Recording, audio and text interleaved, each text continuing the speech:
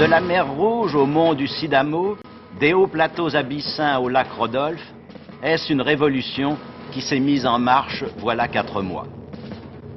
Alors que tout reste encore en suspens, la fameuse lenteur éthiopienne, comment définir, à quoi comparer ce qui secoue jusqu'à le lézarder profondément le plus ancien empire du monde, celui du roi des rois? Parler d'un mets éthiopien comme on l'a fait, à cause des grenades lacrymogènes sans doute, ce serait trop peu dire.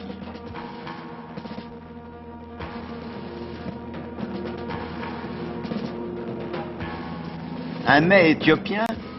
Décidément non. Car si des grèves, taxis, puis autobus ont bien figé toute activité dans la capitale, Addis Abeba, s'il y a bien eu, là aussi, révolte et fermeture de l'université,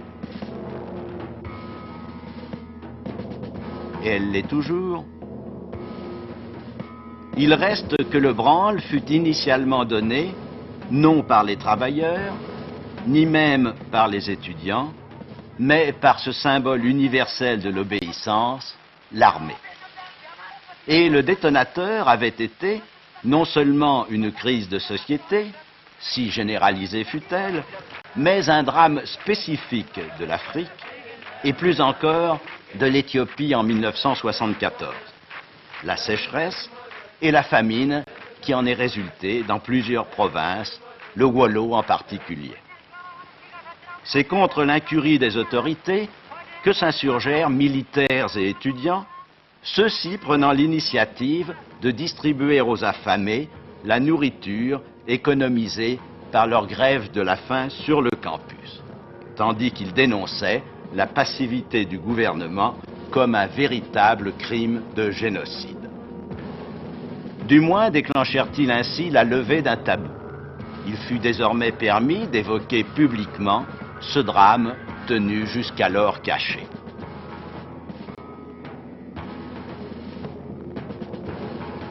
De même, les journaux, qu'on s'arrache jusqu'à les payer parfois au marché noir, connurent-ils durant quelques semaines de mars et avril une liberté qui confinait souvent à la licence. Ce n'était plus dans leurs colonnes qu'accusations et dénonciations.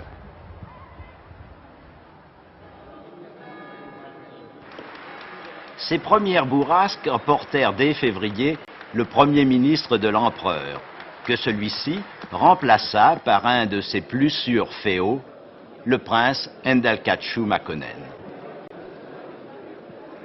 Signe irrécusable d'une évolution, à défaut d'une révolution, on vit le 9 mai dernier, pour la première fois dans l'histoire millénaire de l'Éthiopie, ce Premier ministre venir s'adresser au Parlement et répondre aux questions, écrites et non contradictoirement, des sénateurs et députés.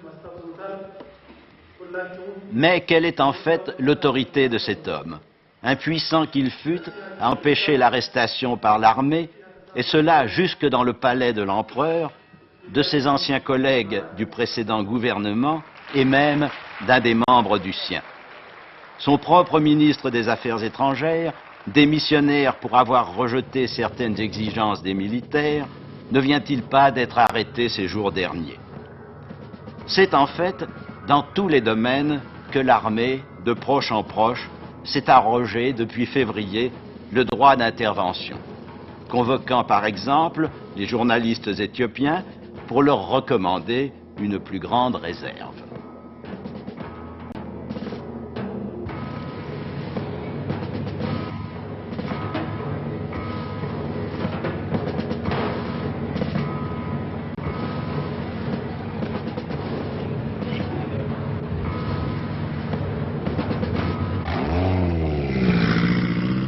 Ces officiers, qui ne se nomment jamais, ici des colonels des 3 armes, mais les têtes seraient, dit-on, de jeunes capitaines, voire des sous-officiers, ces militaires, donc, s'étaient mis en devoir de convaincre les lycéens en grève de subir leurs examens de fin d'année.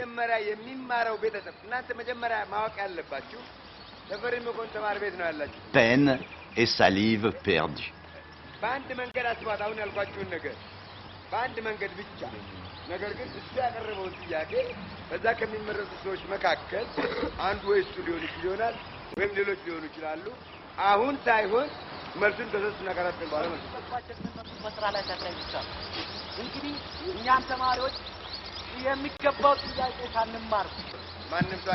Car dans cette croisade auprès des potaches, les militaires ne semblent guère avoir réussi.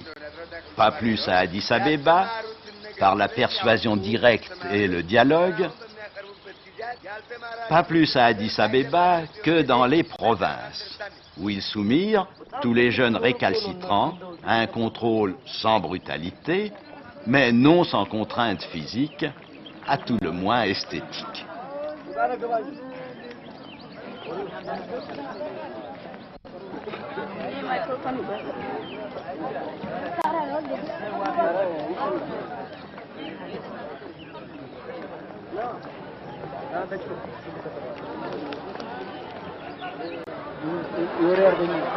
Depuis 15 jours, ils sont ici, ils mettent la discipline. Tous les jeunes gens, les garçons qui ont des cheveux longs, ils les coupent à ciseaux. Les jeunes filles, ils les obligent à mettre des larges pantalons. Et tout le monde est content. La ville, ils ont dit c'est très bien qu'on les punisse, qu'on les met en discipline. Et voilà. Ah, mais les jeunes ne doivent pas être contents, eux. Leurs cheveux tout en désordre, ils ont mal coupé. Ils sont obligés de se raser complètement. On dirait une tête de pomme de terre, tous. Mais est-ce que cela est suffisant pour les faire revenir à l'école? Ça, je ne le dis pas, mais on tient coûte que coûte, il faut arriver, non? La discipline.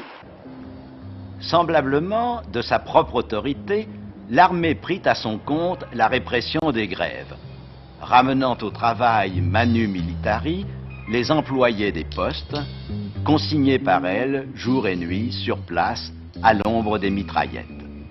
Les militaires allèrent jusqu'à investir le siège des syndicats et procédèrent d'eux-mêmes à l'arrestation d'un certain nombre de cheminots.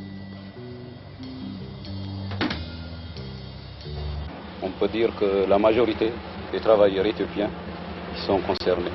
Ils demandent un peu plus de liberté qu'avant. D'ailleurs, la plupart du temps, ils ont protesté contre l'intervention de l'armée. Depuis que la garde impériale s'est ralliée au mouvement d'une armée contestataire, celle-ci peut tout se permettre. Par exemple, d'arrêter, ces jours-ci, plusieurs dignitaires de la cour, dont le président du Conseil de la Couronne. Fait incroyable pour qui connaît le respect sacro-saint attaché à sa personne, le Négus lui-même ne peut se rendre auprès de ses anciens collaborateurs détenus qu'aux heures réglementaires de visite et en laissant sa voiture à la grille.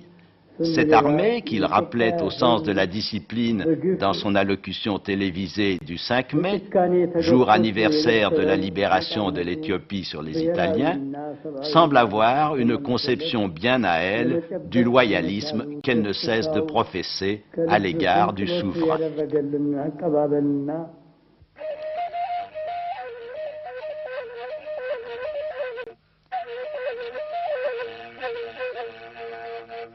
En vérité, n'est-ce pas d'un bout à l'autre de cet immense pays que l'obéissance a soudain fait place à une anarchie latente, à la montée de toutes les revendications. Ainsi, ces millions de paysans des tribus Galla, tenus en tutelle et ignorés par les Amaras de la capitale et des hauts plateaux, qui peut dire qu'ils ne sont pas prêts à se révolter? N'a-t-on pas vu, voilà quelques semaines, déferler dans les rues d'Addis Abeba, à la stupeur générale, plusieurs dizaines de milliers de musulmans dont on avait presque oublié l'existence?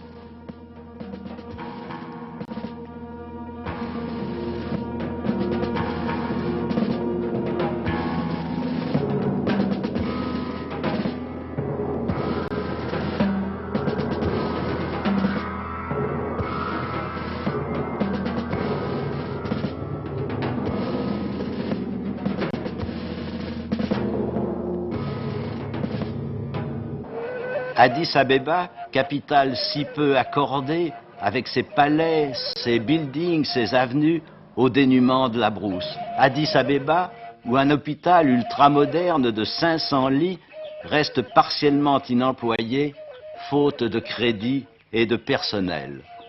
Tandis que des régions entières, comme celle-ci, en sont toujours à attendre un dispensaire, des écoles, l'adduction d'eau.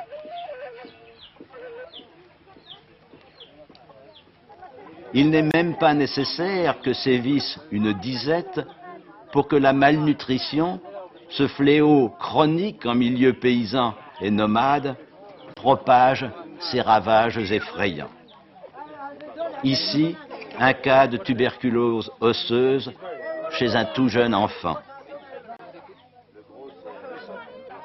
Et ici, d'éléphantiasis de la face chez une jeune fille de 16 ans.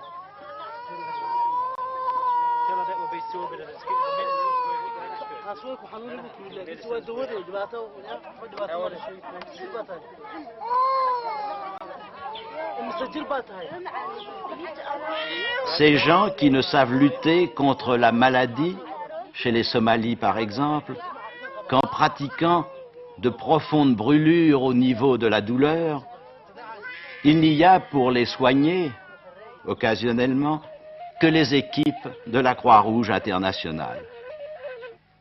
Mais comment les protéger durablement de la contamination par l'eau, celle-ci aussi polluée que rare, du moins en certaines régions? Et comment inculquer à des villageois illettrés des notions élémentaires d'hygiène?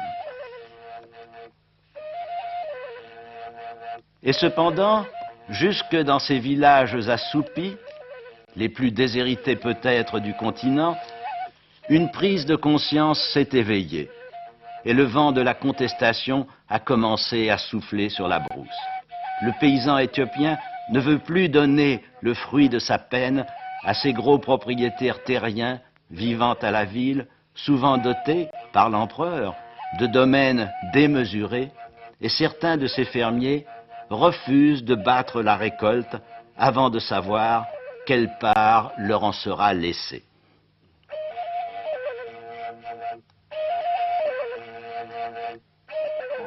Et dans ce pays, un des plus anciennement christianisés du monde, où la religion copte est religion d'État et impose 210 jours de jeûne par an, ne voit-on pas la plèbe sans nombre du bas clergé s'insurger jusqu'à la grève contre une hiérarchie dénoncée pour sa corruption?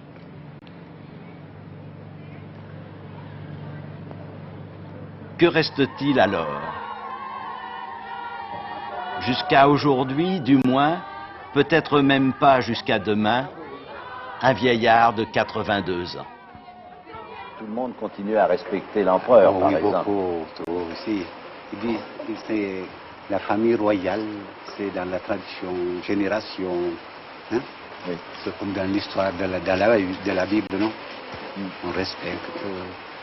C'est lui qui est sur le trône. C'est lui qui pontifie, si on pouvait. C'est lui qui fait tout, non? Les travailleurs éthiopiens donnent toujours de l'importance à l'empereur. Ils disent toujours que c'est l'empereur qui a donné l'unité, qui a fait l'unité pour le pays. Mais c'est surtout les jeunes, ils demandent beaucoup plus de liberté. Ils disent que c'est surtout l'empereur qui nous a, disons, refusé beaucoup de liberté. Est-ce que l'on peut craindre la guerre civile en Éthiopie entre les classes sociales ou bien entre les tribus? Au début, oui. Au début, on avait cru qu'il y aurait une guerre civile. Mais maintenant, la question de la guerre civile commence à perdre de l'importance. Voilà pourquoi, de la part de l'armée, il ne saurait être question de coup d'État déclaré. Mais, ayant fait le vide autour de l'empereur par l'arrestation de ses intimes, les militaires, hier, lui imposaient de pouvoir contrôler en permanence le gouvernement et lui tenaient ce discours. Votre Majesté, lumière de l'Éthiopie, vous avez investi les forces militaires de la mission de maintenir l'ordre et la sécurité de l'Empire. Comme le nécessite la situation difficile actuelle, nous assumons la sécurité de votre Majesté ainsi que celle de l'Éthiopie. Ne croirait-on pas entendre, comme après le glas des souverains, le cri traditionnel « L'empereur est mort, vive l'empereur »